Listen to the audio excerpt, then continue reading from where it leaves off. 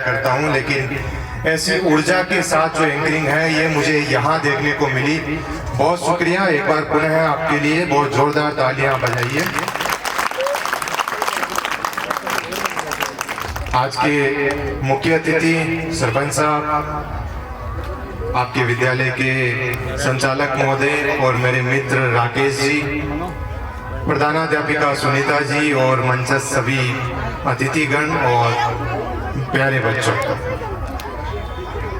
मैं आपसे 2 मिनट बात करना चाहूंगा। अगर आप मुझे सुने, 2 मिनट देंगे आप मुझे? ठीक, चलिए 2 मिनट बात करते हैं। तो जैसा कि पता था कि आज कार्यक्रम है और कार्यक्रम में जाके बोलना भी है, और बच्चों के लिए अगर कोई कहानी ना लेकर जाएं तो फिर बोलने का कोई मतलब नहीं रहता। लेकिन आज सरपंच साहब ने थोड़ी सी मेरे साथ ज्यादती कर दी। जो मैं कहानी सोच के आया था, सरपंच साहब भी वही सोच कर आए, और फिर मुझे अचानक जो है दूसरी कहानी सोचनी पड़ी। ये कहानी है अपने प्रसिद्ध वैज्ञानिक डॉक्टर एपीजे अब्दुल कलाम की। नाम सुना है आपने? किस किस ने सुना? देखिए एक बार हाथ खड़े करना। वेरी गुड, इतने लोगों ने नाम सुना है। हमारे बहुत प्रसिद्ध वैज्ञानिक हुए हैं और भारत के राष्ट्रपति भी बने हैं। तो जब डॉक्टर एपीजे अब्दुल कलाम को विद्यालय में जाना था तो उनके पास कुछ खास पैसे नहीं हुआ करते थे। कैसे जैसे करके उन्होंने स्कूली शिक्षा पास करी, विद्यालय से पास आउट हुए, और उसके बाद वो इंजीनियर बनना चाहते थे। लेकिन इंजीनियर बनने के लिए उनके पास पैसे थे नहीं। तो उनकी बहन आगे आई और उनकी बहन ने कहा कि मैं मेरे गहने जो है वो गिरवी रख रही हूँ, आप तो इंजीनियरिंग कीजिए। बहन ने गहने गिरवी रखे, कलाम साहब गए इंजीनियरिंग कॉलेज में और वहां पर पढ़ने लगे। तो एक मिसाइल बनाने का प्रोजेक्ट जो है उस कॉलेज के अंदर चल रहा था, और उस मिसाइल का जो सबसे आगे वाला भाग होता है वो बहुत महत्वपूर्ण भाग होता है। उसको बनाने की जो जिम्मेदारी है वो कलाम साहब को दी गई। उस प्रोजेक्ट के हेड हुआ करते थे एन श्रीनिवासन। एन श्रीनिवासन एक दिन आते हैं और कलाम साहब का काम देखते हैं, और कलाम साहब को कहते हैं कि भाई आपने जो काम किया है वो बहुत घटिया स्तर का काम है, जितना ये पूरा होना चाहिए था उतना हुआ नहीं है। मैं आपको 30 दिन देता हूँ, 30 दिन के अंदर अगर आपने ये काम पूरा नहीं किया तो आपकी जो छात्रवृत्ति है वो बंद हो जाएगी और आपको आपके घर जाना पड़ेगा। कलाम साहब चिंतित हुए और सोचे कि भाई अगर मैं मेरी बहन के गहने जो है वो गिरवी रख के कैसे जैसे यहाँ पहुंचा हूँ, अगर वापस मुझे घर जाना पड़ा तो मैं घर वालों को क्या जवाब दूंगा। और कलाम साहब उस काम को पूरा करने में जुट जाते हैं, और 3 दिन तक वो ना सोते हैं ना कुछ खाते हैं। केवल 3 दिन उन्होंने चाय पीने के सहारे उस काम को जारी रखा, और वो इस तरीके से जारी रखा कि मात्र 3 दिन में वो काम पूरा हो गया।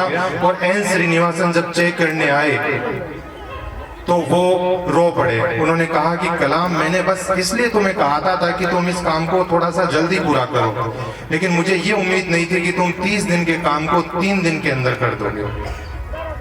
जब हमारे अंदर इच्छा शक्ति होती है, जुनून होता है, तो हम निश्चित रूप से किसी भी काम को कर सकते हैं।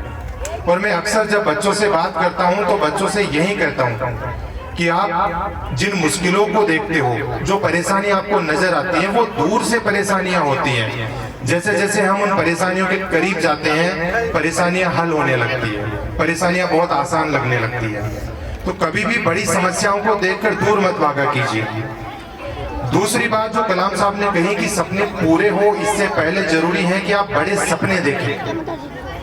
आप अपने लिए कभी भी छोटे सपने मत बनाइए, सपने बड़े बनाइए, और निश्चित रूप से बड़े सपने पूरे होते हैं। हो सकता है कि उन सपनों में कई सारी बाधाएं आए, लेकिन बाधाओं को पार करके सपने हमेशा पूरे हुआ करते हैं। जैसा अभी मन से बताया गया कि विभोर पत्रिका की बात हुई, तो हम जो है सरकारी महकमे में शिक्षक हुआ करते हैं सर, और सरकारी महकमे में शिक्षकों के साथ एक बहुत बड़ी समस्या है। जैसे ही कोई शिक्षक बनता है वो पढ़ना लिखना छोड़ देता है कि बहुत दिन हमने पढ़ाई करी, और इस बड़ी समस्या के चलते जो सरकारी शिक्षकों का जो नॉलेज है वो लगातार अपडेट नहीं हो पाता।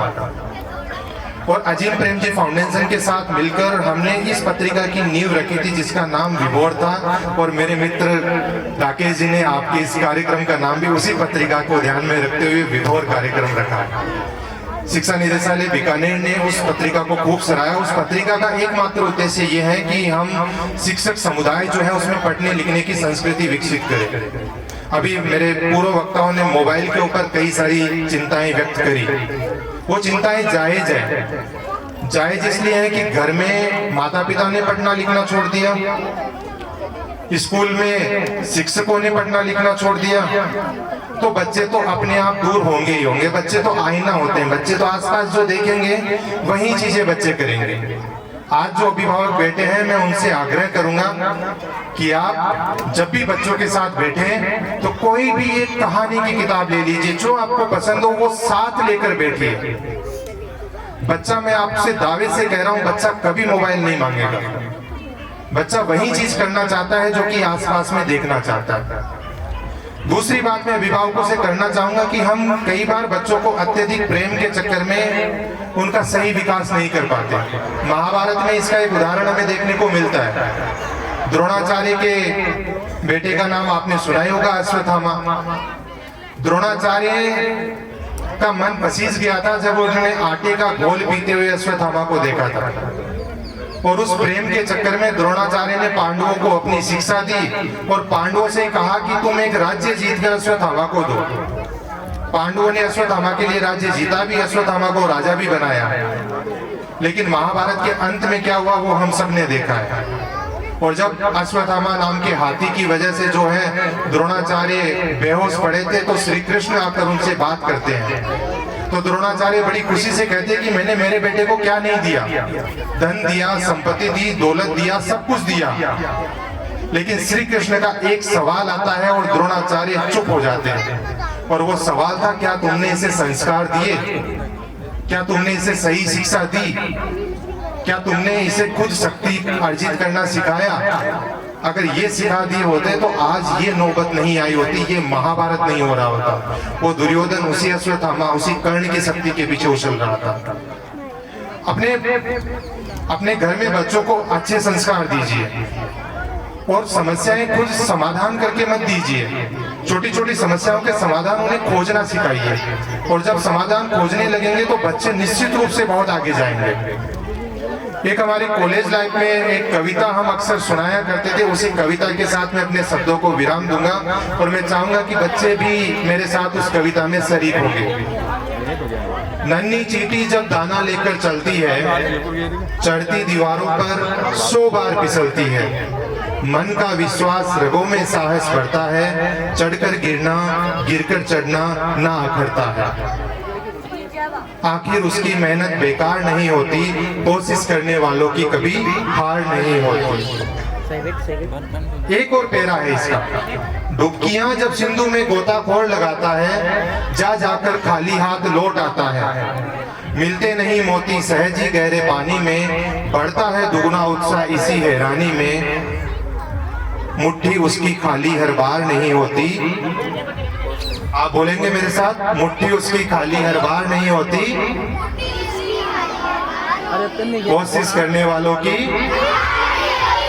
बहुत बढ़िया। एक और पैरा है इसका। इस पैरा के साथ मैं अपने शब्दों को विराम दूंगा। असफलता एक चुनौती है, इसे स्वीकार करो। असफलता एक चुनौती है, इसे स्वीकार करो। क्या कमी रह गई देखो और सुधार करो। जब तक ना सफल हो